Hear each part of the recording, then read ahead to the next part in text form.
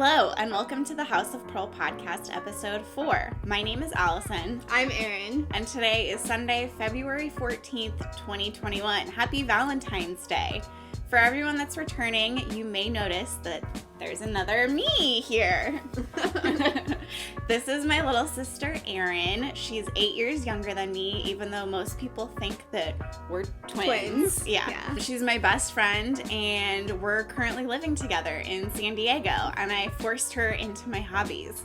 So hopefully we make a habit of this podcast and we can both feel comfortable enough so that we can banter back and forth. Because I think those are the best podcasts, are the ones that have two people and you're sitting at home watching it by yourself, third wheeling. And it feels like natural conversation. Exactly. Yeah. And it's not just me talking to a camera, because I get real awkward. Hopefully we make it through this episode. We have a tendency to look at each other and just start laughing for no reason. So we're gonna try really hard not to do that, because it makes everyone around us uncomfortable and we just start laughing for no reason. Okay, let's talk about the fact that Erin is now a knitter. I think how long has it been? Like a month? Like a month. Yeah, I just made her start knitting. I came downstairs and said, "You're gonna knit," and she was like, "Okay." I was like, "Okay, whatever." Yeah. Were you expecting to start knitting? No. Did you want to start knitting? I wanted to start knitting, kind of, because I wanted to be able to make my own sweaters. So that was really my push, and I was like, okay, I'll do it. I mean, that's totally, I want my own sweaters. That's why I started knitting, so I think that's good. I want to say Erin is a super good knitter, like right off the bat. She's a lot better than I am, even, so that's fine. I don't think I'm that good, but I mean, she's got like great tension, great gauge, although I think I messed you up because I tried to show you a faster way to knit. And that was, when you're getting used to something and learning how to do something, I would say just get comfortable with it. Then start to take a step and make sure that your older sister doesn't interject and tell you how to do something, because that can just mess you up. Are you still holding the yarn?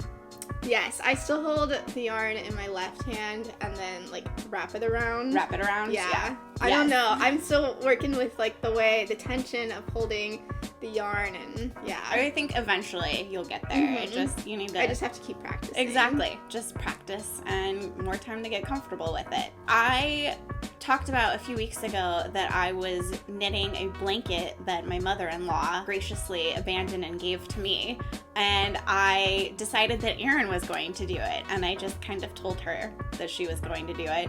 So she is working on that, and let's look at your square that you finished. So I finished this.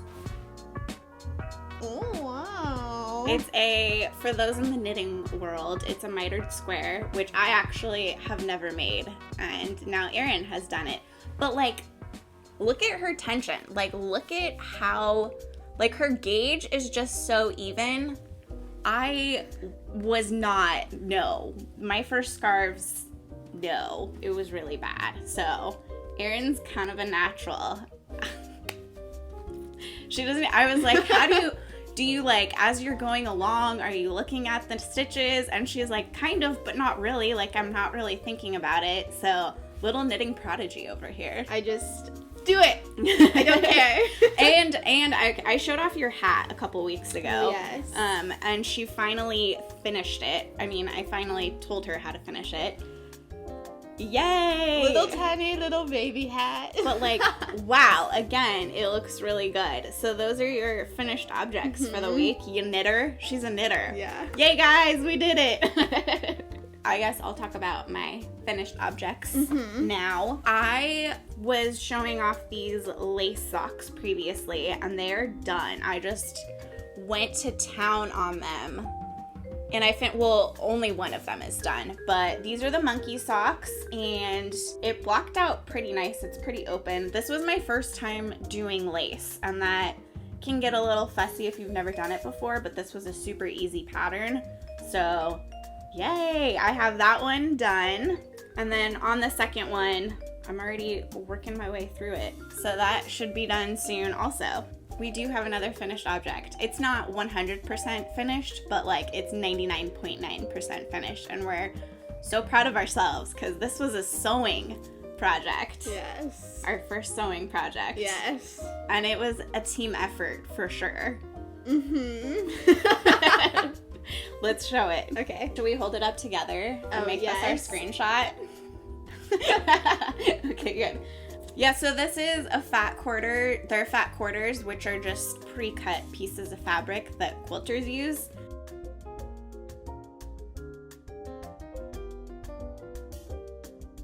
Yay! And it's got lining and a little zipper.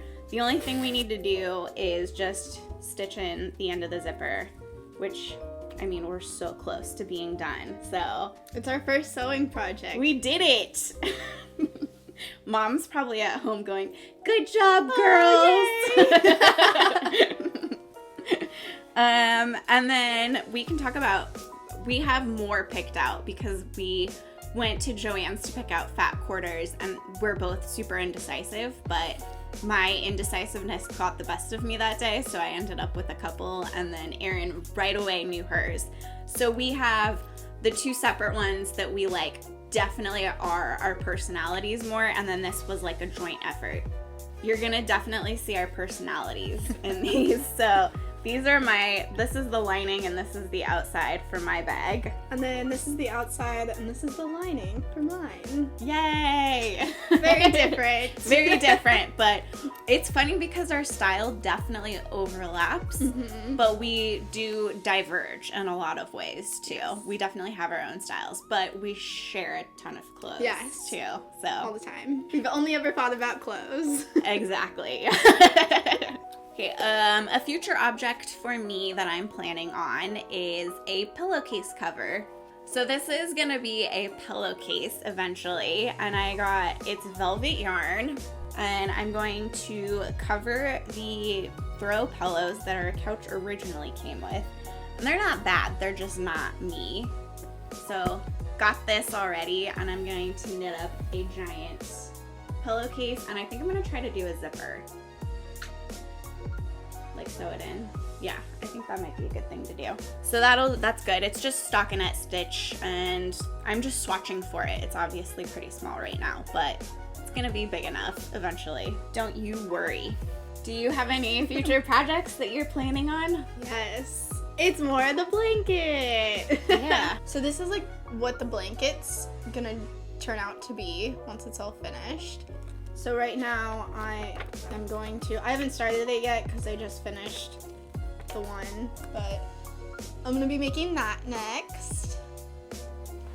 I'm excited, except that it says that your skill level, you need like 3 out of 4, so I think because it's just yarn overs, it's a lot of wrapping, and that can get kind of tricky if you're not used to doing that. But I happened to make a blanket for Erin out of this exact same stitch a long time ago, so I kind of have an idea of what it's gonna look like. So I think if I do it once, you'll be able to figure it out. So there's a ton of blocks to make up this pattern, and I mean, if you end up not wanting to do all of it and you want to like cast on a pair of socks or something, you can also do that.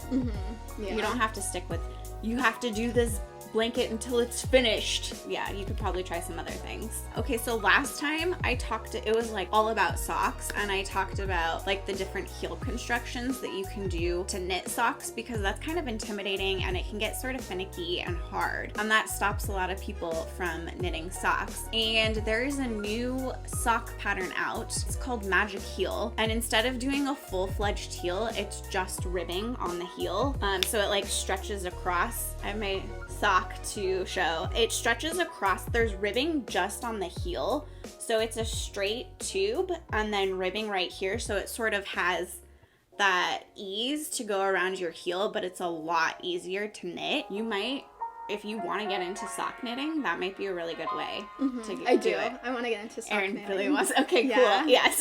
I want to make myself sweaters and socks. Like. Yes, good. Love that. That should be good. Yeah.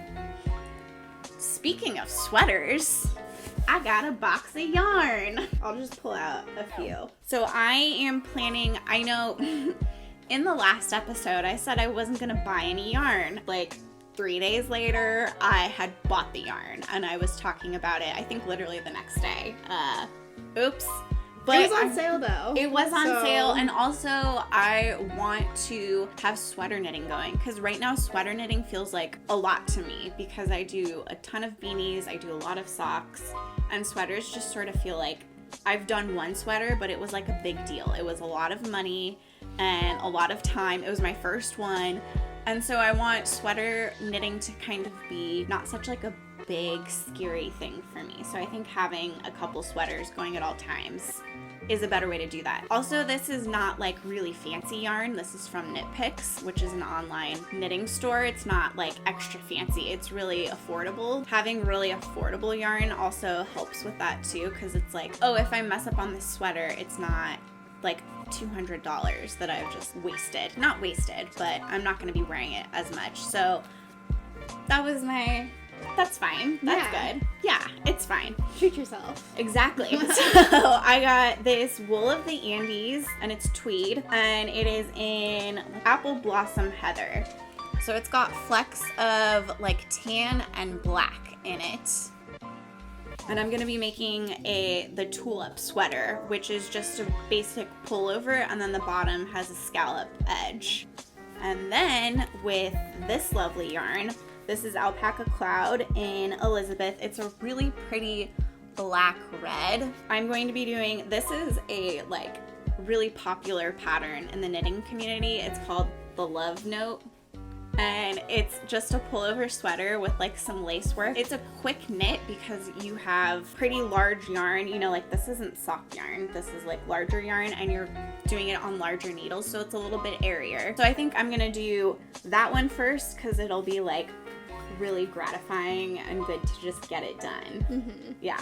So those are my future projects. One cool thing I did this week was I used my Swift and yarn winder for the first time, and I got to set it up, and it still takes a while, but so much better than watching me walk around a dining room chair for literally an hour as I was winding yarn. So I wound up this fun speckled, and there's like turquoise and bright orange and black, and then this one with green and purple and teal and pink. I don't know what these are going to be yet. I think I'm going to knit with them a little bit, see how they knit up, and then we'll see. Maybe one of these will be your socks. Maybe. It could be. Yeah. But that was very fun and exciting for me. I asked for that for Christmas, and I finally used it. So thanks, Erin, for the Christmas present. Do we have future projects for sewing? Just the bags? Just the bags. The bags. We should probably tackle that bag the pattern bag. Yes. Yeah. I was also thinking the velvet pillowcase, if I end up not loving it or not wanting all of my pillows to be that, we could probably try to sew. Yeah. Mm-hmm. And not too hard. I don't know. We thought the bag was gonna be easy. I know. We're like, this should be fine. This will be a good starter. Oops. Okay, moving on from knitting and sewing, we're just gonna launch into probably random stuff after this, but this week I want to talk about some reading. I read a lot, and wherever we move, I always make sure that I get a library card, and I'm always going to the library, but since we moved here in the middle of COVID, I actually haven't gotten a library card or been to the library here, even though it's literally like 3 blocks away. It's really close. We go by it all the time. Jacob got me a Kindle for Christmas, and I thought that I was gonna hate it because I'm such like I must physically hold this book, right? But I actually really love it. The only thing that makes me sad is that I don't have the book. I don't know. You're just like, yeah. You can't smell it. You can't smell it. And I also, this is really bad, but I also like to flip through to the end sometimes just to like take away some of my anxiety about reading the book. So also, speaking of anxiety, I've gotten into what are called cozy murders. That's like my favorite genre of reading right now. And this one series, it's gonna sound like I hate it, but I have a love-hate relationship with it. I think it was written started in the 80s, and the lady that wrote it is kind of a little bit more conservative, old-fashioned, and so the role that the main character takes, you know, she talks about getting like, oh, your MRS degree, and like it's all centered around like, oh, my 2 sisters are like skinnier and like prettier, and like the mom definitely rubs that in, which is not great to be reading, but at the same time, she owns a cookie shop and she just spends all day baking cookies, and they sit down and have coffee all the time. They're That just makes like, up for it. I know, right? That does make up for it. And it's got recipes in it, and I definitely sit there and just read through the recipes. These are the two that I have. This one is called Strawberry Shortcake Murder, and this one is Blueberry Muffin Murder. Like, they're definitely some cozy murder mysteries, and someone gets murdered in the beginning, and then it gets all wrapped up pretty, and somehow the main character, Hannah Swensen, just like, she knows how to investigate, and she's just like the hero, and she's baking cookies and handing them out to everybody and solving murders. And it literally, at the end of the chapters, like, it has the recipes and apricot bread pudding. And it just literally has it typed out. I spend the time reading through the recipes. Have you ever made them though? I haven't. I need to. Yeah. I really should. Thanks, Mom, for giving me the cookbook recipe gene. These are two other ones. This one is called Meet Your Baker, and this one is called On Wet Grounds. They're fun. I love them. They're just really cozy fun. I was reading Frankenstein, and it got a little too sad, and I don't want to read sad stuff right now. Cozy murder mysteries. Are you reading anything? No. Cool. I just read Little Women. Wait, okay, Little Women is such a good book to read because it's like happy, cozy, they're a happy little family. It's like easy to read, and then there's nothing in it that gives me like anxiety, and I'm like, oh my god. Yes, exactly. Like, and right now we all need comfort. Yeah. Be it cozy mysteries or Little Women. Okay, on the baking front, I made sourdough granola, which was super good. So good. And I used some sourdough discard. And we used, I don't know, it was like a walnut, some type of seed, raisins, almonds, that brown sugar, honey, and cinnamon, and oatmeal. And it was so good. I pulled it out of the oven, and it was basically like cinnamon rolls. That's what it smelled like. That's what it tasted like. I was just like eating it. Yeah, I was like, oh, I should make some more this week. Should I make more? Yes. Okay, yeah, we're gonna make more. It was really easy and really good. Oh, today is Valentine's Day. Happy Valentine's Day, Erin. Happy Valentine's Day, Allison. We are gonna be spending the day, we're having a COVID-friendly Valentine's Day dinner. We decided to cook, and we're making one of your favorite meals. I'm so excited. Which is steak. We're gonna be making, it sounds super fancy, we're gonna be making a steak with a mushroom rosemary cream sauce, and then little smashed potatoes, which is where you boil the potatoes, smash them, and then bake them so they're all nice and crispy. And then we're gonna be, for dessert, we are gonna have Ina Garden's Barefoot Contessa, her brownie pudding, which, and some ice cream, vanilla ice cream on top. It's gonna be so good. Happy Valentine's Day to us, right? Garden plans for the future. Okay, so my birthday is coming up in May, and one of my birthday gifts is that I want to have a vegetable garden. There's one really sunny spot, sort of shady spot. We're also renting, so we can't do like nice big built-in planters, so I'm trying to figure out how to do that. I'm just gonna probably do containers. I don't want it to be super high maintenance though, so I mean, you're gonna be around to help me, but I'll be doing it by myself this summer. And then also I need to figure out what to do for the front porch. It's a little bare. It's bare. Yeah. It's up. You have to go up some stairs, and so everyone walking by at street level is sort of like looking up, and it's not that pretty right now. I want to add some curb appeal, but yeah, that's where we are with that. Anything else? That's all from us. Thanks for watching.